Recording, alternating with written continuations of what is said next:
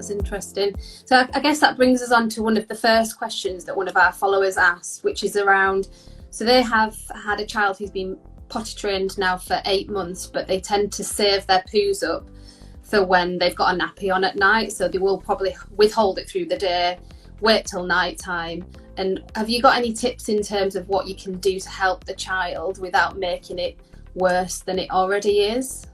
Yeah, so actually it's really common for children to not be doing the poos on the toilet until a bit later anyway. Yeah. So usually you probably know all about this, being an expert in the area, the wees come first in the toilets and the potty, the poos come a little bit later. And it's really commonly seen actually as a type of stool withholding, only doing the poo in the nappy and actually holding on until they've got it on. And the first thing to do here is to make sure that you're still giving the child the nappy. You don't want to remove the nappy and then get into a point where they're holding on for longer and you get into the point at which point, you know, the bowel is becoming more stretched. So you want to stay consistent with that. But there's a few different things that we can do to encourage the child to start using the toilet, but we have to do it very staggered and stage by stage. So the first thing is to encourage him to actually go into the bathroom. So you can give him a nappy and say, let's go into the bathroom. We do our poos and our wees in the bathroom, but it's okay if you want to use the nappy now. So use different incentives, make it fun. And it might take a few times to kind of encourage him to get into that bathroom environment and to get used to the idea of, yeah, I do my poos in here.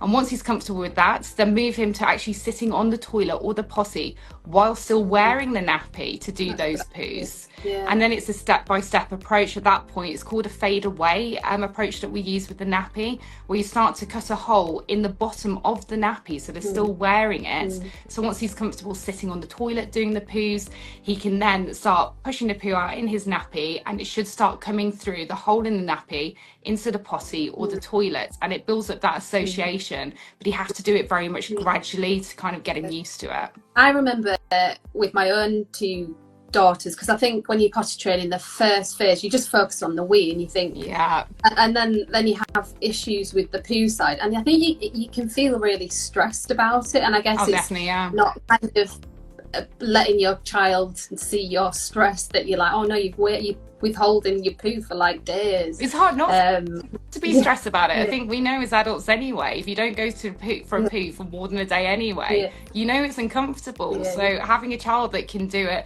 in some cases, I mean, my eldest used to do it for 2 to 3 weeks, and you'd see his stomach was completely ballooned up, and you're just looking at them, and it's natural as a parent to feel so stressed and upset about it, definitely. But that's really good tips, that the whole kind of letting them have their pull-up on or nappy in the toilet and kind of gradually taking that away. You can kind of really see how that works.